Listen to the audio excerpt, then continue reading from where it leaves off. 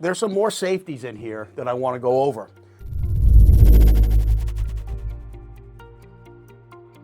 And this safety here, if you can see this safety is what we call rollout safety. What is the rollout safety? The safety is if the flames that are shooting in, generating the heat, going into the heat exchanger, if something happens, the flue pipe's blocked, the heat exchanger's blocked. Could be many different things. The flame can actually roll out. And if that senses a flame rolling out, it's gonna shut your system down, right? Because flame rollout, I don't think I have to go into too much detail, need to stay in the burner box and in the heat exchanger, in the tubes, right? Not good if it's rolling out. So that's a safety that if it senses a rollout, it will shut down. Now, the nice thing about this is it has a reset. So it has a button that you can push and reset.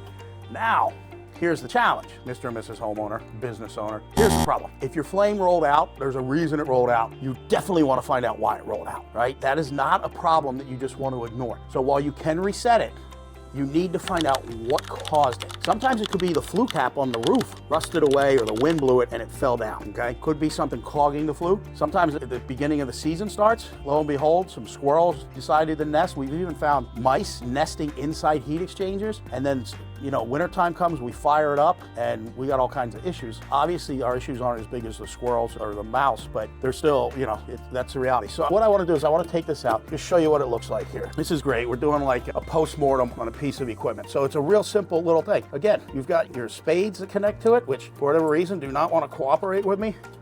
So this is it. It's as simple as this. And so what you're gonna see is it's got part numbers, serial numbers, barcode. This is all it is. This is what senses the flame, okay? So very important. Here, see this little red nodule? That's the reset. So if you push that down and it kind of snaps, you've reset it. But again, there's a problem. You gotta find the problem, okay? A good technician can do that for you. Now here, this is a high limit switch. What's a high limit switch? Well, I'm glad you asked that, because I'm gonna share with you what a high limit switch is. A high limit switch is not something you find at the casino at the high limit tables or slots. My jokes get better, I promise. This high limit switch is very much like the rollout switch. Basically the exact same thing. What this does, they all sense temperature, right? What this does is this in here where the heat exchanger is. If this gets too hot, this is gonna shut off. This does not have a reset, all right? This does not have a reset. This is a super important part, a safety component, because imagine if this gets too hot, what's gonna happen? Metal burns, metal melts, metal transfers heat. Remember, one of the ways fires start or is transferred is radiant heat. So if this gets hot, the outside of this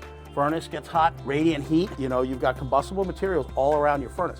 And that's why I always say, when I go into a home, they have one in the garage or the basement, and they've got gas cans around it, they got paint thinner around it, they got filters lined up next to it, they've got stuff stored all around it. Not good at all, because if this fails, if it doesn't do what it's supposed to do, this gets hot, you have radiant heat coming off this thing. Not a good idea. Keep the clearance around your system, okay? But this shuts it down. Now, why would this trip? Why would this get too hot? Think of this, your blower motor, which is in here, stops working. Blower motor is dead.